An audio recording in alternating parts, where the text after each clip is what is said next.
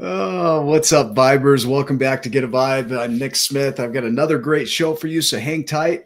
We'll be right back with our next guest.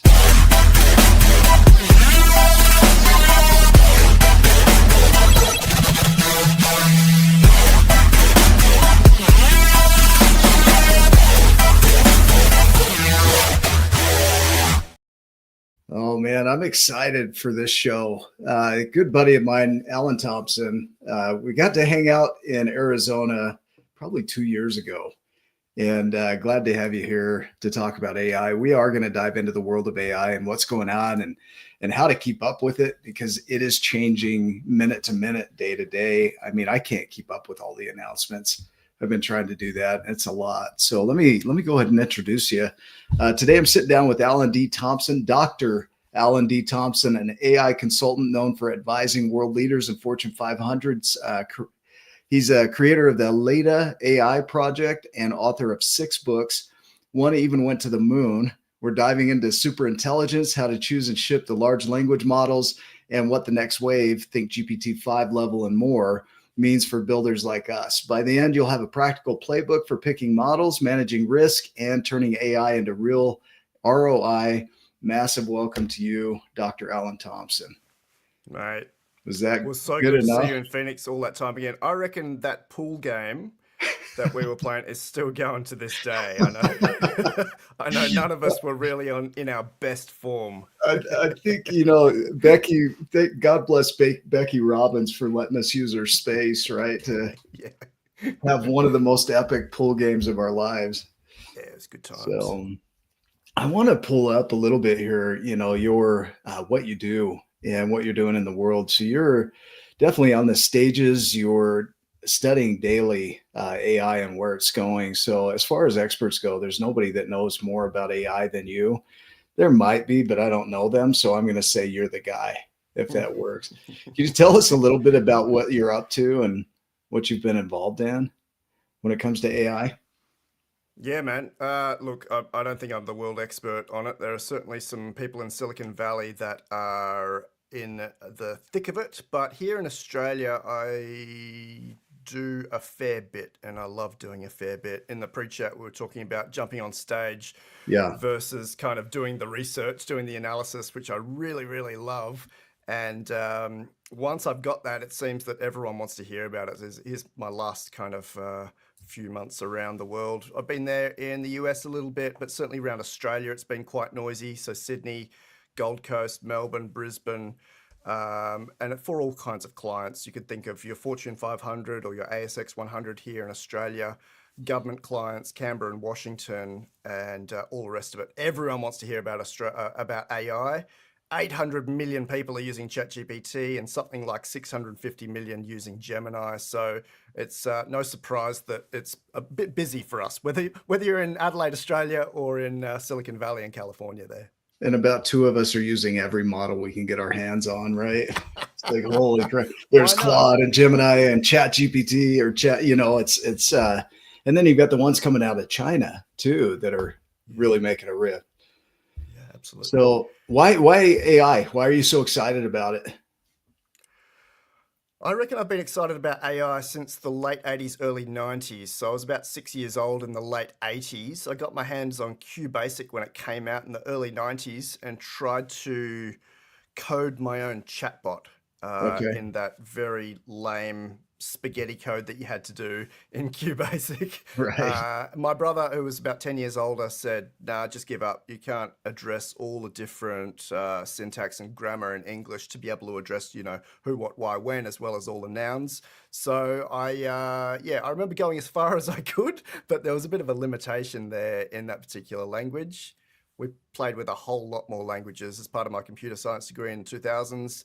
And then I sat in human intelligence for like a decade, working with prodigies, working with large companies to address what human intelligence means. So not just neuroscience, not just brain, but you could call it performance. You could call it potential through to talent or capacity through to some way of transforming the world through that. And we certainly did. Some of the prodigies I worked with, and you can see these shows on Warner Brothers or ABC, were just incredible. One here, Nick, one here in Australia, was given a mixed up Rubik's Cube. Mm. He was then blindfolded. This is an 8-year-old kid, blindfolded, solved the Rubik's Cube with his eyes closed, blindfolded. That's the kind of talent we're talking about. And then apply that to every field. I found that fascinating. So when you're talking prodigies, you're talking basically anomalies when it comes to intelligence, like people who have insane intelligence. I can solve the cube, but I'm not blindfolded. It's going to take me a couple minutes. But Right. but you think about that kind of ability, and do you think AI is matching that or catching up to that, or how do you see AI feeding into that intelligence?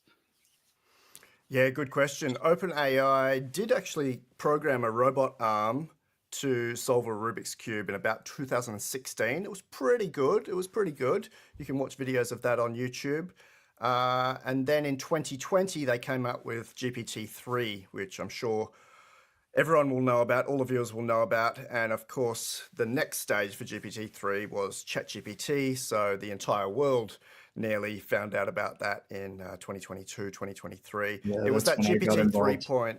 Go Yeah, ahead. that's when I got involved, was 2022. Yeah.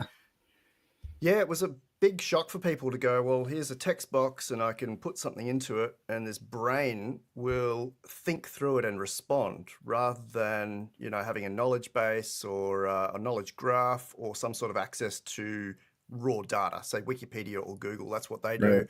We know the models do something a lot different.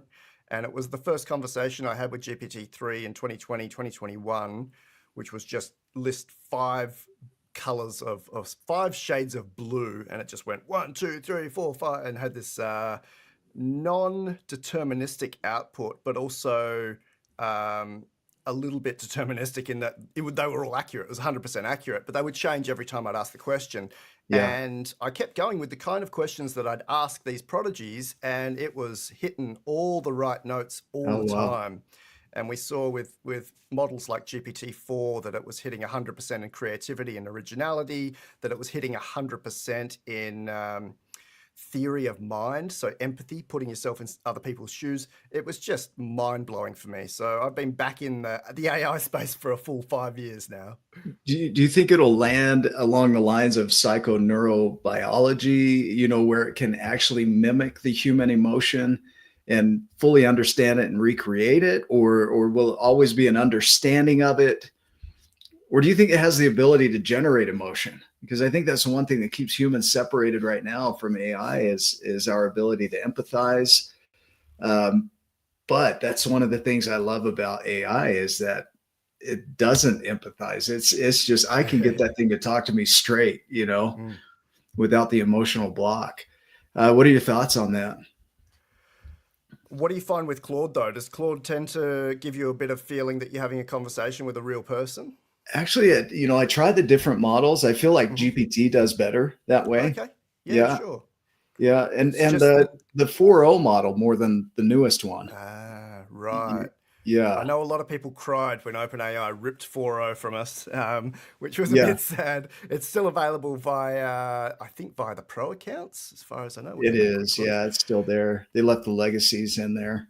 Yeah, but I certainly have noticed the difference there. I remember Altman promised us that we'd get less models in this drop down, and now it looks like my screen's exploding with models. Right. So Thank you, anyway. Sam. Code red, right? Code red on the drop downs. The reason I asked about the Claude stuff Yeah, is they trained that model, or they fine-tuned that model in such a different way. They used, and I'm not sure I'm going to be able to find this slide sure. very easily. I should have looked at it first, but they used what we call constitutional artificial intelligence, where they fine-tuned it on things like the UN Declaration of Human Rights and even Mm. the Apple terms and conditions. And just by having that as Claude's kind of alignment or sidebars, it just operates differently. The conversations with it are different to other models. And I like their approach there to going, here's your set of rules. You have to follow these rules, away you go. Whereas every other model that I've seen tends to be, here's some preferences that I've been Mm. set from humans. So a bit of a difference there. So more along the lines of ethics, right? Right. And morals. Mhm. So they've trained Claude on ethics and morals, is what it sounds like. Whereas the others are kind of like the Wild West a little bit. Here's some preferences, but play. Is that what you're saying? Yeah, look, just that the Claude guy, the Anthropic guys said, we've got this model, we're concerned about alignment, we're concerned that this thing could go rogue, so we'll Mm, literally give it laws to follow. Whereas if okay. you look at a model like GPT or Gemini, they've instead gone, here's all the data, here's the training, and then we'll give it some system prompting, and then we'll just fine tune it on what humans prefer to see. They haven't specifically said you have to follow a list of laws. Right. So that's the Okay. big Okay. difference between them. And that's why I tend to feel when I'm having a conversation with Claude that it's a bit more human-like, or at least up to four. Got it. Okay. Yeah, and I see, a lot of programmers are using Claude because of its capacity, Mhm. compared to Gemini or GPT. And you see the limitation. I see the limitations in those, when I'm vibe coding with Gemini, through Firebase Studio. I'm repeating the same loop over and over, and it's saying I solved it, and it's just not understanding. Yeah.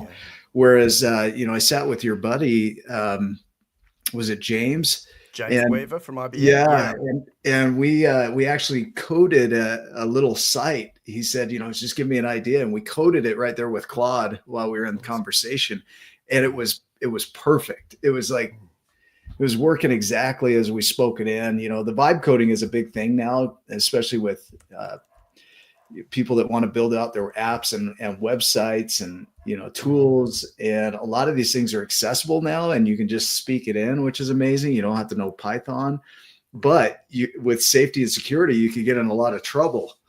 you know Yeah. there's a Yeah. lot of That's vulnerabilities in it.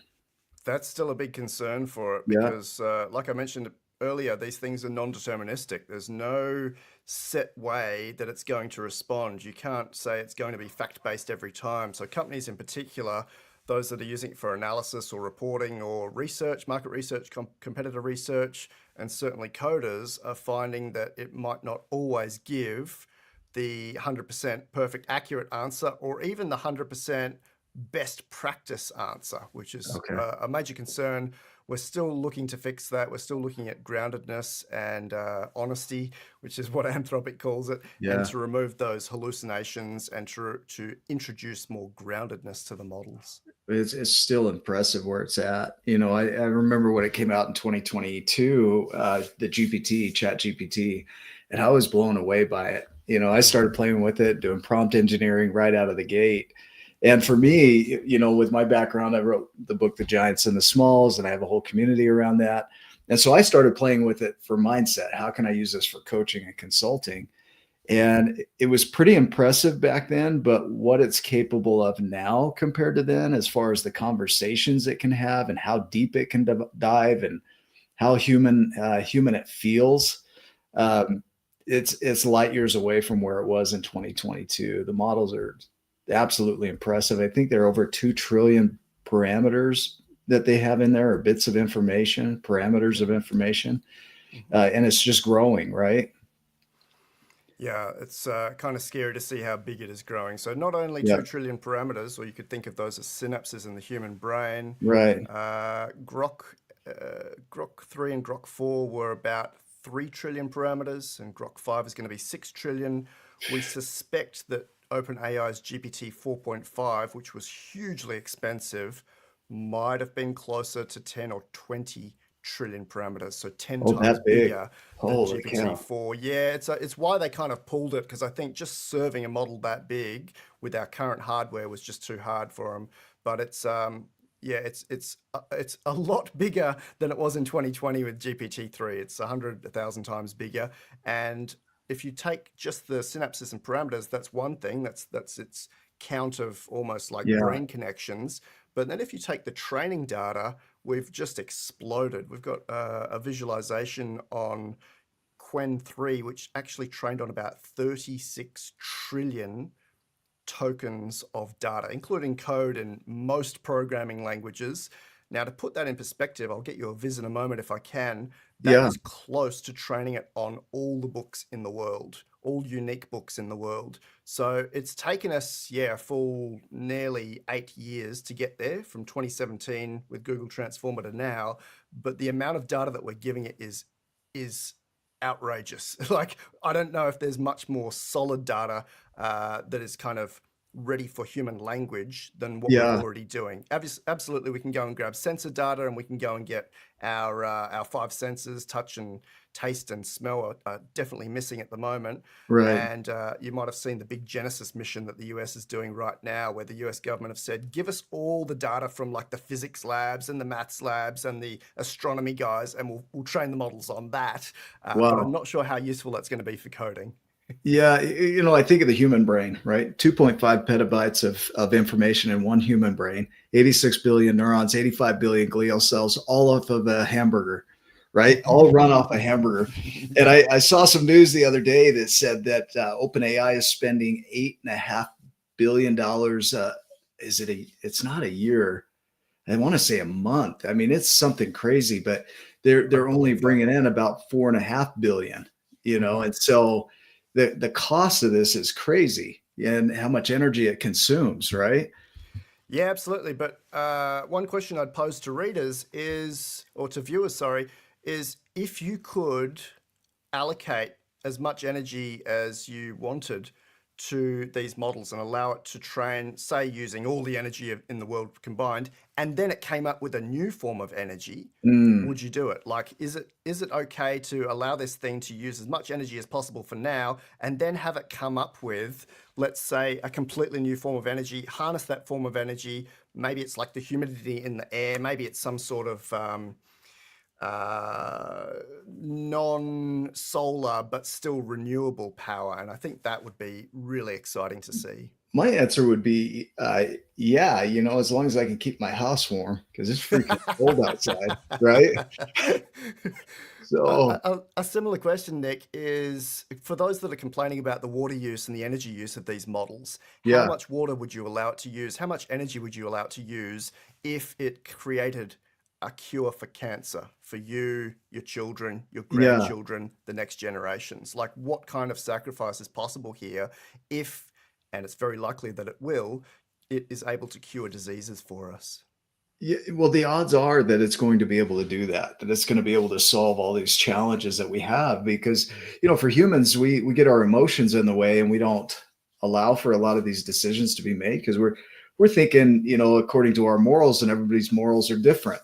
And so, with AI, it's amoral. And so it really doesn't care. Kind of like the brain. The brain really is amoral if you think about it. It's what it's trained in that determines its morals. But I think that gets in the way of us being able to advance in a lot of ways. Like we have a hard time moving past these conditions that we've created for ourselves. Um, for me, I can see it's almost what is it, the train dilemma, the moral dilemma, where you have Right. your family's on one track and a bunch of strangers are on the other track, and you got to save one and choose one. And it's really hard because it's not as simple as saying, yeah, let's just take all the water and feed this, because what does that mean around the world for others? And Sure. I can see how that might be a dilemma. Yeah, absolutely. And look, it's an incorrect articulation of a dilemma that doesn't really exist. A Mm, ChatGPT query costs about a 15th of a teaspoon of water. mm. We're not actually using that much energy for training models. Inference, absolutely, but still something like 1% of what you'd use normally in a household. So we're not even at a point where it should be discussed, but there are certainly those out there that want to kick up a stink for sometimes no I like it. reason. And it's information like that that really clarifies it, right? Yeah, exactly. And maybe sometimes people don't want to see the data. I wanted to Yeah. jump on your ethics thing just for a moment. I spent a really long time on this year, and I called it solace. A lot of people ask, Alan, why are you so optimistic about artificial intelligence? And so I put this together. It Yeah. took some research here from Sydney, here in Australia, about the prodigies that I used to work with. And then it took some research from Microsoft, who ran this particular test over GPT-4. And the test was about ethics and moral sensitivity. So our Mm. human baseline for this, I'm going to spoil it by showing it all at once, but the human baseline for this is fairly high. Let me grab it here. Human baseline, human average around here. Okay. GPT-3 was just higher than the human baseline for an ethics and sensitivity score. When we get into college, university, comes up again. GPT 3.5 beat it again.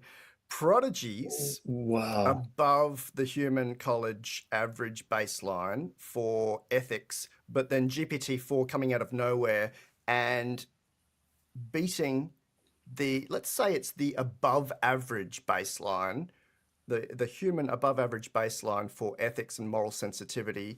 And I just think that kind of thing is really impressive. For those that are concerned here, GPT-4 had not seen the test before. We're using the same sort of test. Microsoft had redone it slightly to add some creativity to the questions and some diversity, if you like, or some multilinguality to it.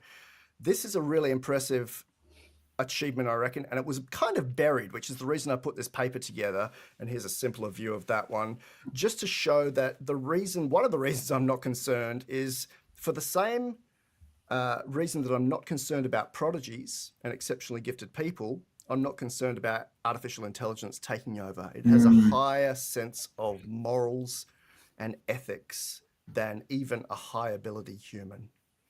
Okay, let's talk, because you've got something on screen there that's got me interested. I heard the podcast the other day about transhumanism and the augmented human, and I'd love for you to dive into that and share your point of view on where that's going and if that's coming and what that means for humanity.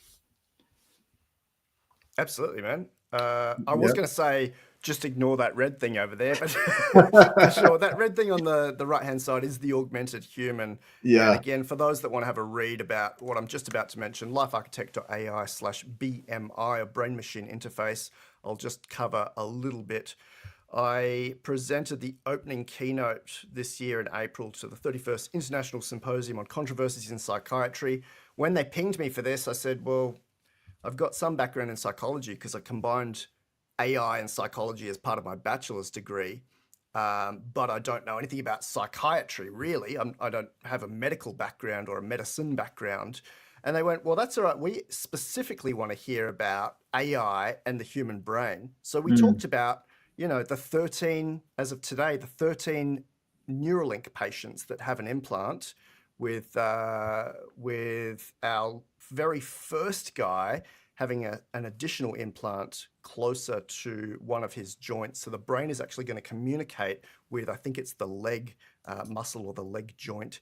Kind of exciting. Next door to me, Synchron have about 10 or 20 patients with that particular, let me see if I can find it, with that particular brain-computer interface installed as well. So it's not like transhumanism is that far away. Right now we have people playing games with their brain-computer interface, people adjusting things in their house just by thinking, sending tweets just by thinking, emails, communicating, and even doing work. So working with AutoCAD, working out in the fab, so playing around with metal fabrication.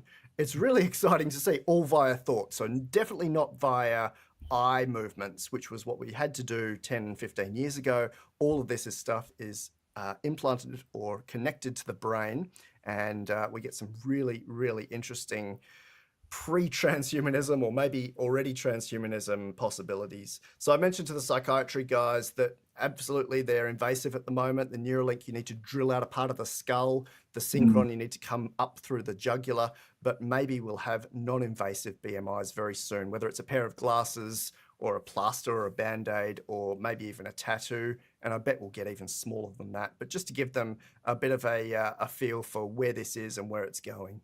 So do you think with the capabilities of the brain, I mean, with what it can do and its potential, right? If somebody were to live into that, mixed with technology, now we're looking at enhancing human intelligence using technology. I mean, do they feed into the synaptic connections there, into the neurons? How does that affect myelination and glial cells? Like, how do they keep it from damaging that the brain. I'm curious about this. It's and then to do it non-invasively, is it going to be to a point where you throw on a hat and you're connected, or right?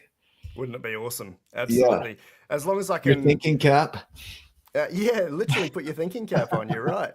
But as long as we can choose which thoughts go out to the models, Mm, because I don't want to be thinking about something out in the world there that yeah, starts and it starts responding based on a little breeze I've had or a little daydream I've had. You want to be able to somehow make that a deliberate, conscious, intentional decision to send that thought out to an AI system. mm, And same for vice versa. So at the moment, we're not two-way, we're not bidirectional, where got it. the the Neuralink and the synchron stentrode are both one directional, unidirectional. They come out from the brain to the world. But what Got it. about if it's the world back to the brain? I think there are really exciting possibilities for that, and the technology is there, but just how is that going to work? From everything from the mechanics that you just mentioned through to psychology, through Yeah, to yeah. human meaning, and all of the things we have been researching around positive psychology or just around human flourishing.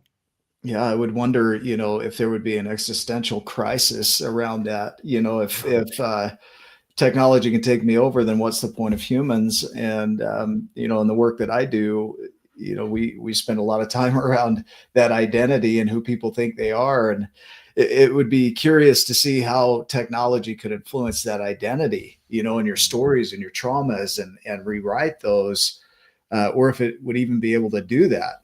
If that would still be a factor. That's evolutionarily, it just seems like a big challenge is to overcome our stories. Absolutely. But exciting if we can do it. Think of the changes to parenting. There'd be no more trauma, no more abuse, no more non-best practice. That moment where you address your child in a particular way and then maybe days, weeks later down the track, you really regret doing that. And certainly the child might remember it for years or decades. What about Mm. the possibility of eliminating all that? I would love to see a world with no trauma and no abuse. And it must be easy to do with the kind of technologies that we're talking about.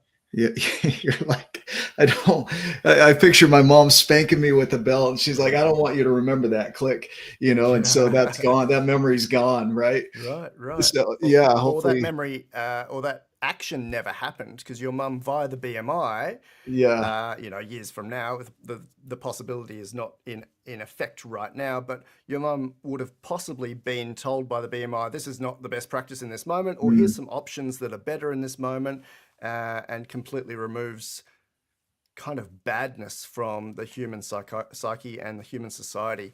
I know that everything we've been taught about this, Nick, is kind of dystopian. yeah, Every yeah, that's what I was sci-fi just I've read, thinking, right? yeah, all the sci-fi videos I've seen, they're all horrible. But I'll take you again once more back to this concept of, well, these models are more ethical and have higher moral sensitivity than us. And all of a sudden, it's like the inverse of the Terminator or the iRobot or Ava from Ex Right, Machina. So right. everything kind of is going right. And I think from a purely human perspective, that's so difficult to comprehend. We've just spent however many thousands of years running away from saber-toothed tigers and pushing against change and making Mm, sure we're safe in the cave. And so it's rightly so that people are kind of resisting without the data that we're seeing here, that yeah, it's likely that everything will go right. I can't even see a way for this to go wrong unless, of course, yeah. some sociopaths get hold of it. But that's not the AI's fault. That's the current limited humans' fault. I'm liking these comments here. Trying to enhance intelligence in humans is like trying to build humans to run as fast as cars can drive. Right. Yeah, why bother? I don't want to run as fast as a car. I want to go backward a little bit here, with defining what AI is. And because the idea goes back to the Turing test, and the idea, maybe even prior to that, that machines can have intelligence, or they have the capability of intelligence. And can you walk us through what AI is in your terms and where that comes from?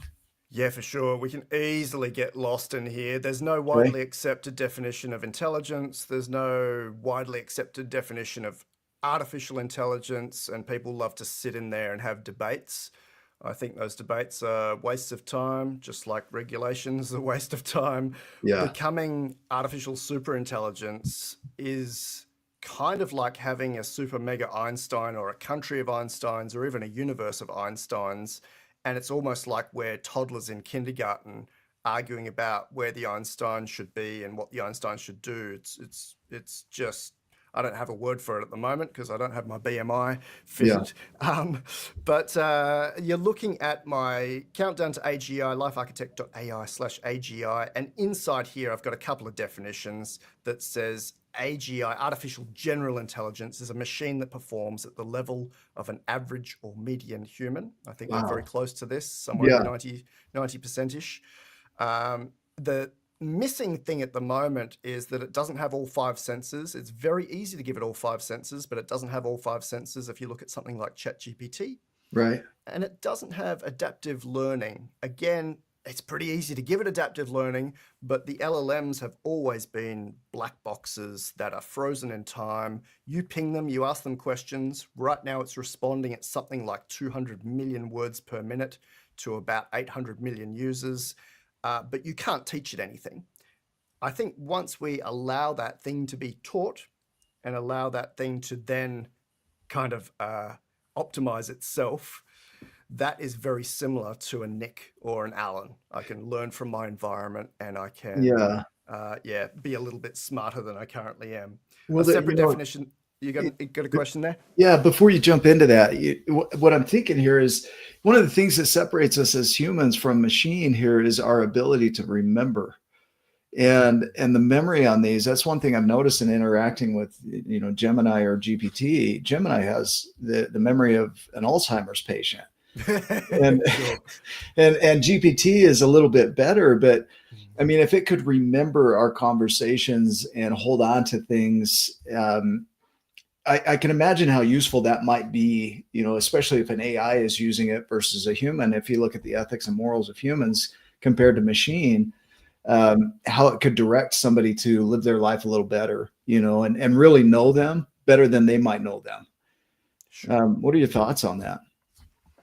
Yeah, you're right there. Once again, that frozen black box, the LLM is its own thing, and then we have bolted on memory to the side of it. So Mm, ChatGPT has a memory. All models have a context window that's somewhere around, 10,000 words or 50,000 words, or we could get up there to 500,000 words. But they're bolt-on, they're additions. What I'm talking about here is an AI that can literally adapt its own weights, its own, we talked about synapses and parameters earlier, and adjust those from, say, walking around the world mhm. or jumping onto your computer and playing around with the OS, playing around with your terminal, and learn a little bit about, well, that's kind of the generic stuff, but then it will learn a little bit about Nick as well and have some tailored understanding of the world.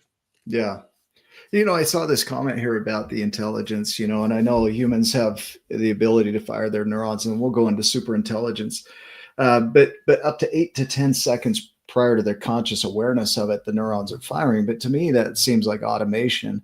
The brain is so efficient, and its whole job is energy conservation, that it's firing neurons up to 10 seconds before our conscious awareness because that's the most efficient way to do it. So it doesn't necessarily mean there's no free will there. It's just simply, that's what it's doing, and a lot of that does depend on our programming. But there's still consciousness that can't be explained, and so coming back into AI, what's doing the inputting, and what's creating the input so that it can create an output. And so when you're talking about super intelligence, it really, it wouldn't matter if the human speaking into it isn't able to articulate what they need for it to create a response that would be, do you see where I'm kind of going there? It really Absolutely, depends yeah. on the person inputting and what they're willing to put in. It's not the Right. capabilities. Yeah, absolutely. And that's going to be really interesting to see, especially across 8 billion people Yeah. on Earth at the moment. But then we talk about superintelligence taking us out onto the different planets and out to the universe. And I think Mm, all of that is beyond even anyone's imagination on Earth, certainly beyond my imagination. But will be yeah. exciting to see how it then articulates that to us or allows us to understand that with our limited biology. And I wonder how much of our, humanness gets in the way of us being able to imagine. Einstein said that, imagination is more important than knowledge. And then you get in with an AI that has access to essentially all knowledge. And I would wonder what it can imagine if we set it free to imagine. If imagination is the most powerful word in the language, where might it take us? Yeah. It would be interesting. Interesting and terrifyingly exciting, I've been thinking recently. I used to say just exciting, but Yeah. the way that this superintelligence, the indicators at least, are unfolding, it's beyond jarring and confronting. I think people have to take a step back and literally reimagine the world that we are living in. Mm. Yeah. Man, I look at the input output model and how it's not much different from what we do to ourselves. We tend to create in our outer world who we think we are in the inner world, and we really can only articulate so much based on what we know. And so our worlds are kind of limited by that. And you look at AI and what its capacities are is, it really can do a lot, but it's limited by our ability to input. And so training people up to be able to speak what they're trying to create more clearly seems to be a big hurdle that's going to need to be faced. Am I off on that? That's not really something I consider. I think at the moment we've got text input, we've got voice input, which is incredible, especially with Yeah. Gemini. We may have brain input soon. We Okay. spent, 2022, 2023 talking about prompt crafting and getting your prompts right. I Yeah. believe that that's kind of over. You can just dump complete gibberish into Gemini with bad syntax, bad typing, bad spelling. It'll figure out what you want. If I'm it pretty doesn't, just guilty of that. Yeah. me too. Me too. Yeah. Absolutely. So the models have kind of got there without us needing to polish the way that we input. It's more that we need to kind of be ready for it being a bit more extraordinary than we had previously given it credit for. Mm. And I don't think that's on us to adjust our inputs. I think it's on us to change our conception or our model of what this thing is doing. Mm. And that's going to take a little while for people to go, all right, we had ChatGPT, that was exciting, but now I can think this and I can have this world created from it. And I think that's where we're headed next. Yeah. I'm loving these ideas on IQ and even the changing of fundamental concepts that we have. What is intelligence, and how do we measure it?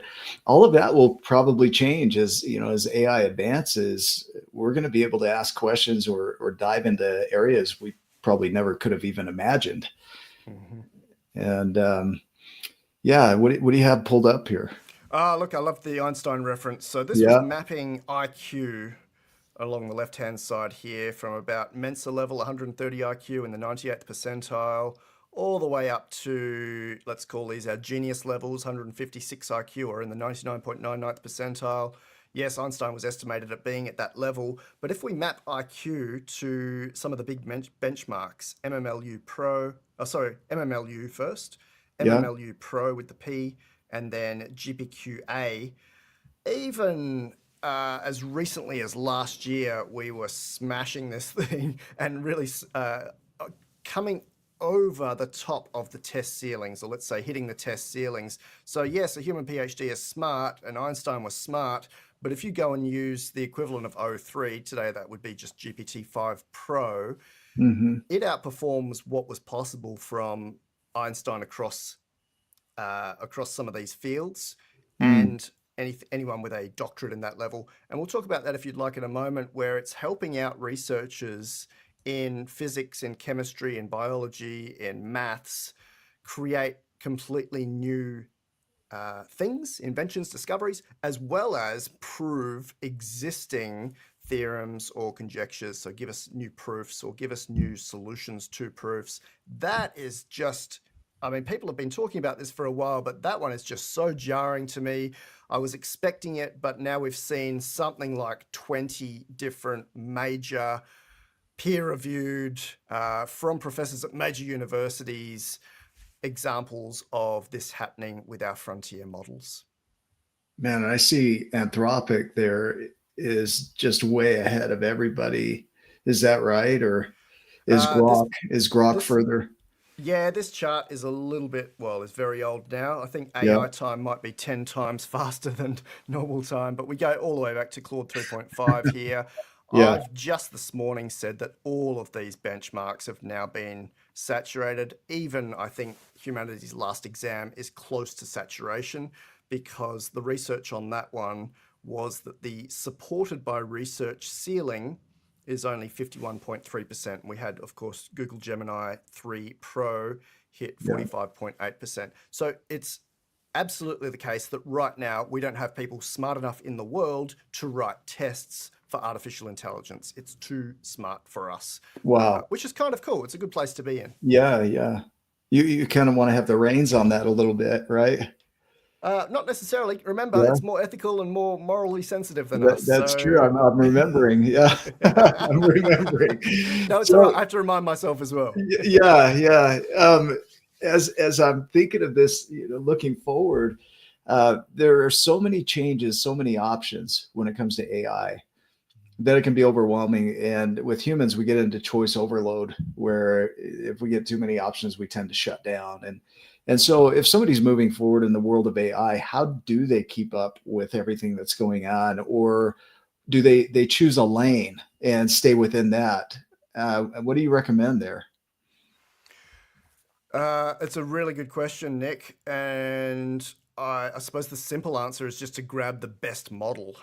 This Mm, is one of my visualizations that is used pretty heavily. If you study at MIT or Harvard or NYU or Columbia, you'll see this. These are the big five. You'll recognize all five of them. I think I'll be able to drop off this Llama one very soon and hopefully swap it out with a Meta Superintelligence model.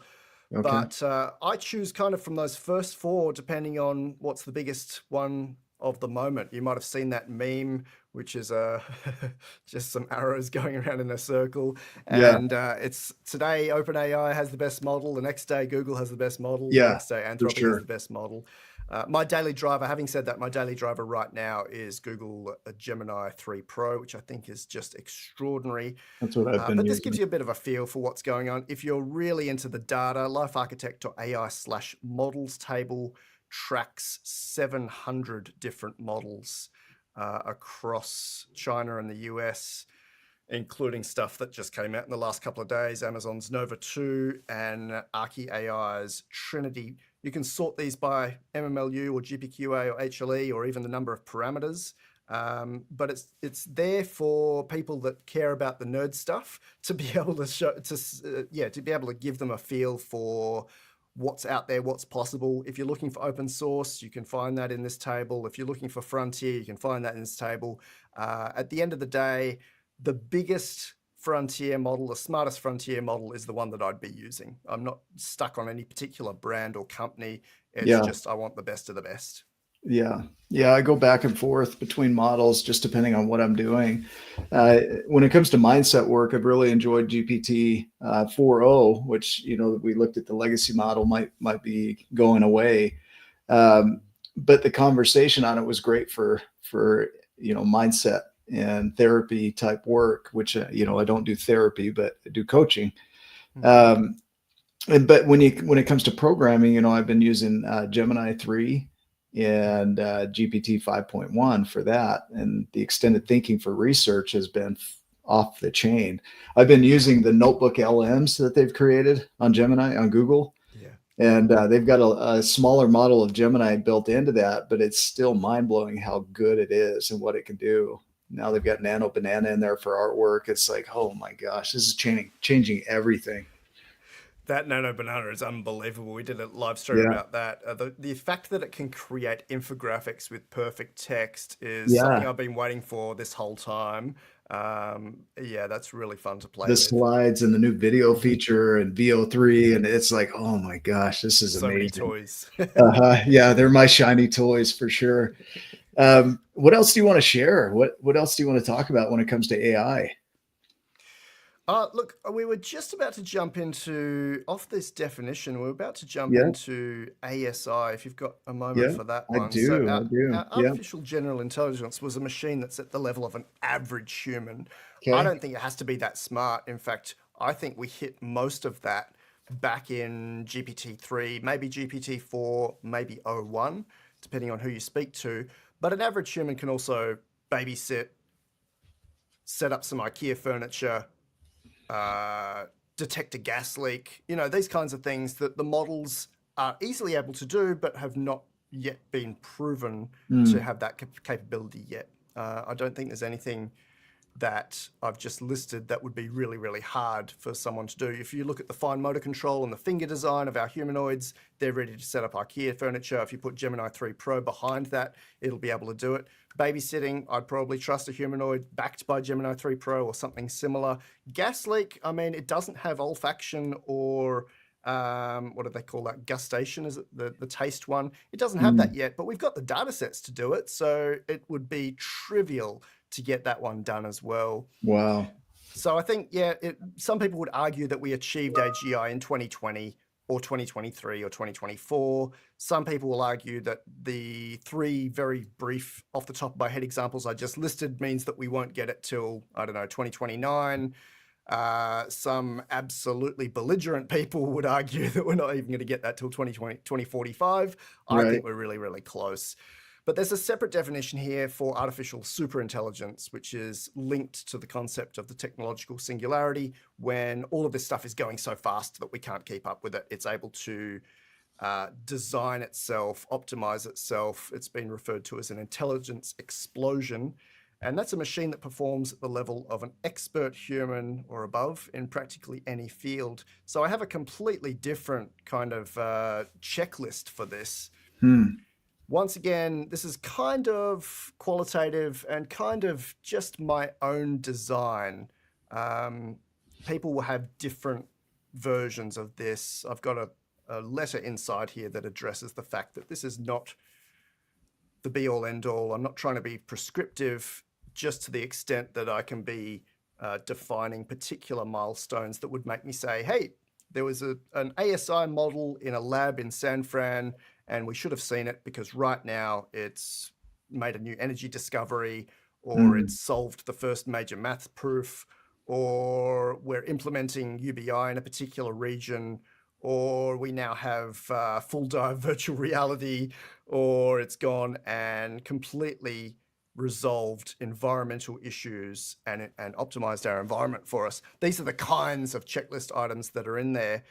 And once again, I just mentioned there are maybe 20 really big things that have happened in the last 60, 90 days that are really worth people reading and understanding them. I can't cover them all in any sort of reasonable time, Yeah. but this table gives you a perspective. So Stephen Shu is a colleague of mine. We did the GE Decoding Genius project together in 2016.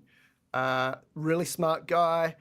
His paper was accepted in Physics Letter B, which is a really prestigious conference or journal. And the entire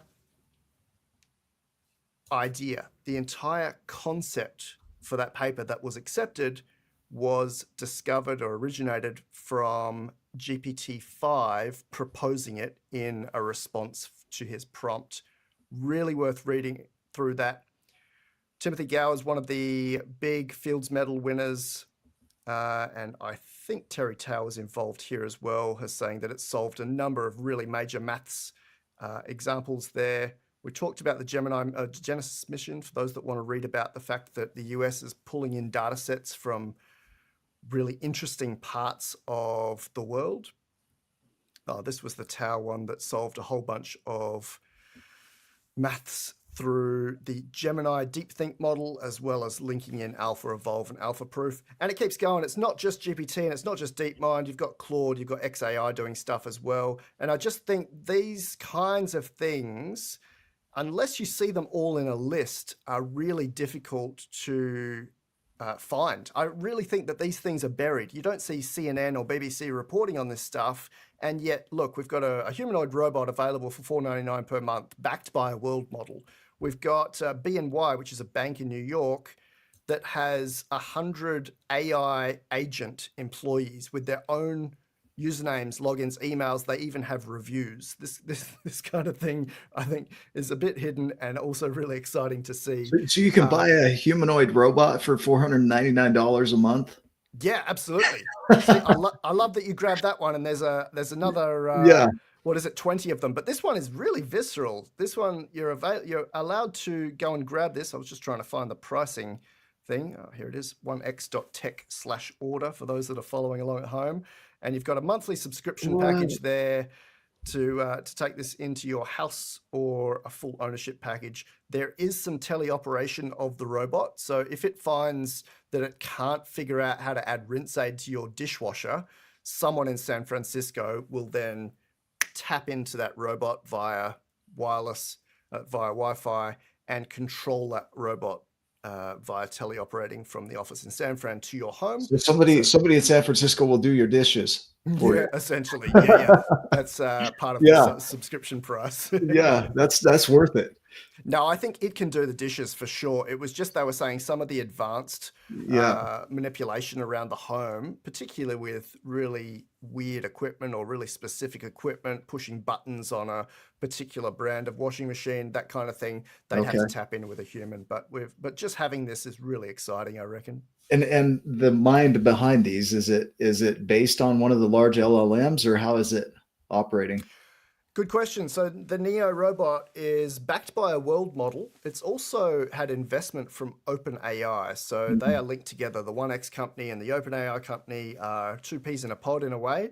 But it doesn't have a major frontier model behind it. It's got an LLM for conversation, and it's got a world model for interacting with the home. But I think if you swapped both of those out for something like Gemini 3 Pro, you'd be in a better place. As it is, these guys at 1X have saying that they've been using it in their houses for a while. I'd like to see that in action. I don't know how close they really are, and I think they might be using some tailored data sets about movement around the home for sure, rather than a flat general frontier model that's just trained on general data. Yeah, so interesting. So what a cool time. Right? It's an exciting time to be alive. I wasn't even a quarter way through that list. And I know. Yeah, it keeps going. It's really exciting. And some of these things, you could spend hours just reading about each little item. But I think just the way that these pre-artificial superintelligence frontier models are already helping us make new discoveries is worthy of it being, both listed in this kind of format, as well as just being understood by as many people as possible. I think that's where it'll be embraced more, as if we understand it. And there's a lot of fear around it, a lot of concern about, the loss of jobs. And at the same time, it's going to open up industries that we can't even see yet. I mean, do you foresee that? Yeah, absolutely. Yeah. That's the reason that I said, I don't know what energy it's going to discover for this particular milestone. Right. And for a lot of other milestones, I can't imagine what it is. There's another milestone here called the first major simulation of a suggested improvement that then convinces the majority of humans. I know that's going to happen, but I can't picture what the first one is. Is it don't line up at airports because we have this new faster than light travel? Or is it something super simple like don't drink this particular liquid? I mean, here's a very large percentage of the population that are addicted to alcohol or caffeine. What happens when a pre-artificial superintelligence says, well, that's the reason that hundreds of millions of you are dying. Here's something better. Here's alcohol version 2 that doesn't damage you. With no something hangover. Simple like that. Yeah. That's cool. So there'll be something you predict that will unite humanity around AI. Like it'll open up the door, basically, the floodgates, right? Absolutely. Yeah. I think this milestone 3 is going to be an interesting one because it'll just ping us about something stupid that we've been doing. If I Yeah. take you back to the 80s, it'll be the discovery that asbestos was killing us. I'm from Western Australia, where we used to Right. mine that stuff and then play with that stuff. And then we went, oh, wait, Snow that's a angels. killer. Yeah. So it Look at might be this. something similar to that. It doesn't have to be, stop Yeah. using this material. It might be stop doing this, or if you did this way, your world will be 10 times better, or 100 times better, or 1,000 times better. Yeah, I love the energy around this and the comments, and we're kind of at time here, which is pretty fast. Is there anything else you want to cover today? I thought this was a coding chat, Nick. So look, I'm pretty Turned into excited. something else. Yeah, Yeah. exactly. I'll show you Now, some coding that I've done, but it's I'd all love to vibe see it. coding. Yeah. Yeah. I I'm don't do working that on. much coding. I've coded a couple of things. One with GPT-5 that was a bit of fun, Yeah. that I call Vox, Life Architect or AI/Vox. If you've got your own Google API key and your own Google search engine ID, you can play with it yourself. But basically, it's supposed to listen to you and then create an image. But I'd love to see what you've got there, mate. I've been talking for a while. Yeah, I've got, I built this out of Firebase Studio. So I've been Mm. playing inside of there. And so it's all vibe coded. And all I do is I just tell it what I want, and then it goes through and programs it. The cool thing is I can select a specific part of this and say, hey, I want this font to be bold or white or yellow, and it'll change it for me. But I'm playing with the idea of a CRM for a sales system, where it actually has live conversations where a human could shadow and watch what's happening on screen. And then if it gets too complicated, they can jump in. So it gives it a jump in score depending on the language being used. And it will tell them, yeah, this customer is struggling here with the bot. Let's get a human in there. But if the bot's handling it, it gives it a green score where they know exactly, the bot's handled it. It's a simple task or Nice. whatever it is, and they don't need to jump in, but they can jump in and shadow and see what's going on between the bot and the human. Or they can jump in and dialogue. And so playing with that idea, it's all vibe coded. It doesn't fully speak to the other parts. So that's been the challenge is, going to the interface where the user is, and then getting the bot to collect the information, add a lead, share that over here. It's one of a few that I've created. So I did create the GitAVibe podcast. This whole thing is vibe coded through Firebase Studio. Awesome. And it's got an AI based playbook in here. So you can actually go in and tell it what you're up to, and it'll create a playbook for you. But this whole thing was coded out completely from scratch, just vibe coding. And it's pretty clean. It's a beautiful setup. Excellent. Got my little vibe bot in here that you can have conversations with. But that's what I've been doing with it. Outside of, debating my life and my philosophies and everything else with GPT-5 to figure out if I'm living right, I dive deep with that. But I love just figuring out, how do I get this to work and without any programming ability? I'm not versed in Python or anything like that. It's been interesting to see what I could build just by language. Fantastic. Yeah. What languages have you stretched out to? Have you used Swift on Mac OS, or maybe all web coding? Is that about it? Yeah, I've looked at Angular a little bit, and then a bit of Python, and outside of that, I've just stuck within their program here and just vibe coded. So I've just spoken in English language. This is what I want, and Love it. yeah. So It's if been that would pretty take cool. 1,000 hours for a human, can you quantify what time you've saved by doing it in an LLM versus trying to do it line by line by hand? Oh my gosh, dude. I Yeah, look at the it's code hard, eh? behind this. Yeah. You talk about not just the coding of it, but the learning of the coding. So you're talking hours, years of learning the language and then coding into it. And then the error ratio on that of now you got to figure out how to do it right, even though you know the language. And this just cuts through it. I mean, I'm able to build out a full website in a day without any coding experience. And that's something that I'd have to pay people, tens of thousands of dollars to do for me. So it's going to change the way we do, smaller applications. I think some of the heavier and deeper applications are still going to need programmers. I was talking to somebody the other day, and when you get into security and data, man, you really have to be careful. So if you're vibe coding something that's highly classified, that's probably not a smart idea. Right. It's like that dating site that recently got breached, and they vibe coded their whole site, and then all the data leaked. Yeah, wow. Yeah. Don't do that. No, that's probably not a great idea. But then humans can get it wrong as well. I remember I studied the Ada language in my computer science degree back in 2001. And my lecturer was telling me that they used Ada in military to program the tanks there in the US and here in Australia. And he went to a demonstration of a tank that was coded with Ada, and the turret just started spinning around with in the middle of the demonstration. And he figured out that they'd just given it this infinite loop, and it didn't stop. But imagine being a person in the middle of that one. So yeah, we know AI is smarter than humans. Humans can get it wrong, and AI can still get it wrong, especially in those really crazy applications where it has to be 100% perfect. There's no margin for error at all.